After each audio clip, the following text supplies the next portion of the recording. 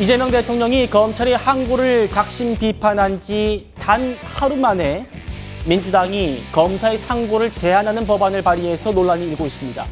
야당은 또 이재명 대통령을 위한 법안이다 이렇게 반발하고 있는데 그제 대통령의 발언부터 다시 듣겠습니다. 억울하게 기소가 됐는데 네. 몇 년 재판해가지고 고통받고 무죄를 받았어요. 검찰이 아무 이유 없이 항소를 해요. 한참 동안 돈 들여가지고 고생을 해요. 또 무죄를 받았어요. 또 상고해. 3명의 판사가 무죄라고 한 거를 3명의 판사가 뒤집어가지고 유죄로 바꾸는 게 타당합니까?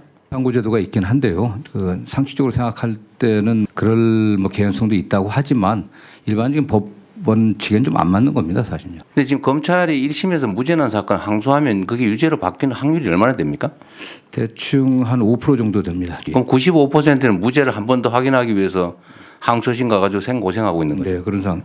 헛고생하는 거 아닙니까? 네, 맞습니다. 네. 국가가 왜 이리 잔인해요, 국민들한테. 제도적으로 해서 규정들을 다 바꾸려고 하고 있습니다. 그러십시오. 대통령이 이렇게 말한 지 단 하루 만에 민주당의 이정문 의원이 이런 법안을 냈습니다. 1심 판결에서 무죄, 면소, 공소 기각이 나오면 그리고 2심 판결도 검사의 항소가 기각된다면 대법원에 상고를 못하게 하는 상고 제한법입니다. 최 변호사님, 우리가 어릴 적부터 배워왔던 게 우리 대한민국에는 사법 시스템이 3심제다. 억울한 사람도 3번의 기회를 받는다. 이렇게 배워왔잖아요. 그런데 이 법안 따르면은 재판 2번 만에 끝나게 돼요. 어떻게 보십니까? 저도 그 부분이 되게 의아합니다. 민주당은 어제 어떤 게 있었죠? 조선일보 일면에 민주당이 재판을 4심으로 그래서 헌법재판소에도 대법원 판결을 가지고 갈 수 있다라는 판결을 만든다라고 했는데 거꾸로 그와는 사뭇 다르게 형사재판은 2번으로 끝내버린다라는 재판을 만든다는 게 조금 의아한데요. 사실 저는 그랬습니다. 이재명 대통령이 공선법 위반으로 기소가 돼 있으니까 이제 공선법상 허위사실 적시에 의한 공선법 위반은 폐지. 그리고 이재명 대통령이 대장동 그리고 법카 관련된 배임죄로 재판을 받고 있으니까 그 많은 죄 중에 배임죄 폐지. 그리고 지금 이 또한 거의 비슷한 건 아니겠습니까? 2심에서 공선법에서 무죄가 나왔었는데 그것을 대법원으로 갔더니만 전원합의체 판결로 해서 파기환송했다. 그렇다고 하면 이 또한 폐지. 결국 그러한 점에서 다른 많은 것들 정말 국민을 위해서 하는 것은 도대체 무엇이냐. 예. 결국 이 모든 것이 이재명 대통령과의 직접적인 관련성, 직접적인 이해관계에 있는 모든 것들이 있는 것 아니겠습니까? 그러니까 이 사안에 대해서도 정말 인권 보호를 위해서 하는 것인가 아니면 단 한 사람을 위해서 하는 것인가라는 그런 비판이 있는 것 아니겠습니까? 야당은 물론이고 학계에서조차 이 법은 이재명 대통령의 사법 리스크를 해소하려는 거다라는 우려가 나옵니다. 헌법학자 차진아 교수에게 직접 물어봤습니다.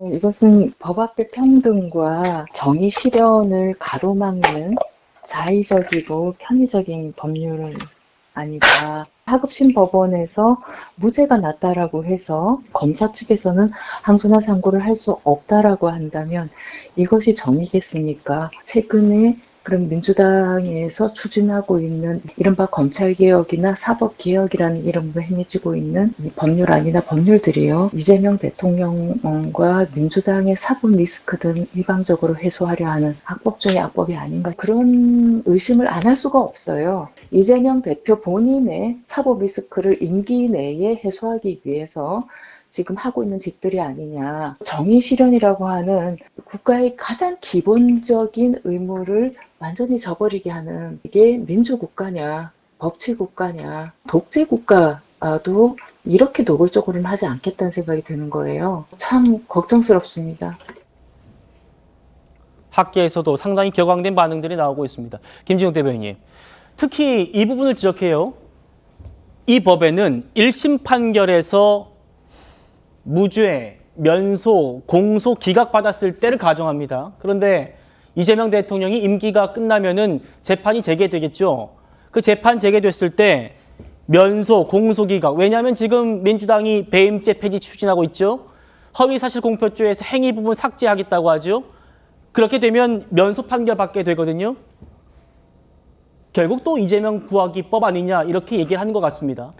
그러니까 지금 모든 것을 기승전 이재명 구하기다 이렇게 프레임으로 씌우면 안 된다는 말씀을 제가 몇 번이나 드리는데 예. 보세요. 1심에서 무죄를 받습니다. 또는 면소 공소기각 이것도 다 무죄 취지에 해당되는 판결입니다. 그런데 그 판결을 받고 2심에서 그 항소심 2심 항소심에서도 그 부분에 대해서 항소를 한 검찰 측의 입장을 기각하는 판단이 나왔다라고 한다면 무죄 확정 취지 아닙니까? 그런데 그것을 검찰이 기계적으로 상고를 해서 또 한 번 억울한 국민을 괴롭히는 이런 행위를 한다라는 측면으로 받아본다면 이거 이재명이라는 이름을 빼고 한번 생각해 보세요. 그러면 국민들이 얼마나 피해를 많이 보는 부분들을 절감시켜줘야 된다는 겁니까?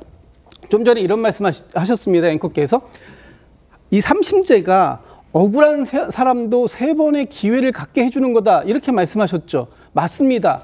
국민들이 본인들에게 억울할 때 항소할 수 있고 상고할 수 있어야 되는 거예요. 그런데 지금 그 항소심과 상고심이 어떻게 운영되냐 하면 검찰이 억울해서 하는 식으로 운영되는 경우가 많다라는 겁니다. 예. 일반 국민들은 피해자예요. 피고인으로 신분에 앉았지만 1심에서 무죄 받고 2심에서 무죄 받았는데 대법원에서까지 무죄를 확정받아야 된다라고 주장을 한다면 이것은 누구를 위한 이 사법제도냐 이런 얘기를 할 수밖에 없는 부분이 있기 때문에 그래서 지금 이 부분에 대해서는 나왔는데 오늘 이전문 의원의 이 법안 제출이 뭐 당론은 아닙니다만 앞으로 이 부분에 대해서는 논의해볼 필요는 있다 이렇게 생각합니다. 알겠습니다. 억울한 사람이 있을까 봐 3심제를 한다. 이건 제 얘기가 아니고요. 우리가 학교 다닐 때부터 배워왔던 우리 사법 시스템의 그 근본적인 체계라는 점을 다시 한번 말씀드리겠습니다. 학계에서 이런 지적도 합니다. 정호김 의원님. 검사는 피해자를 대신해서 법정에 서 있는 것이다. 검사를 통해서 끝까지 구제받아야 되는 피해자들은 그러면 왜 고려하지 않느냐. 왜 피고인만 생각하고 피해자는 생각하지 않느냐 이런 얘기 같습니다. 제가 지금 그 말씀을 막 드리려고 그랬거든요. 결국은 형사 재판을 받는다 그랬을 때 결국 죄를 지은 사람의 입장에서 그 사람의 인권과 억울함을 생각하기 전에 그 죄의 피해자가 된 일반 국민 또 잠재적 피해자가 될 수 있는 일반 국민을 먼저 배려하고 고려해야 되는 게 수순이 아닌가 이런 생각이 들고요. 참 국무회의에서 여러 가지 정책 현안이 많은데 대통령께서 참 재판과 관련해서 관심이 많다라는 것을 확인할 수가 있는 대목이고요. 그다음에 자꾸 이렇게 사법부와 관련해 가지고선 지금 이렇게 그 행정부라든지 또는 입법부를 중심으로 해서 뭔가 손을 벌려고 하는 것, 그러니까는 그 손을 대려고 하는 것에 대해서는 상당히 그 불편할 수도 있고 불필요한 오해를 만들 수도 있습니다. 왜냐하면은 그 민주주의가 망할 때 보면은 꼭 그 선출된 권력이 사법부에 자꾸 손을 대려고 하는 경향이 있거든요. 그래서 연성 권위주의라는 말도 나오고요. 대통령이 그 말씀 하지 않았습니까? 국가가 왜 이렇게 잔인합니까? 국민들한테. 예. 그런데 저런 자체도 국민들한테 잔인한 그런 상황이 연출될 수 있다라는 점을 꼭 한번 고려할 필요가 있다라고 봅니다. 예.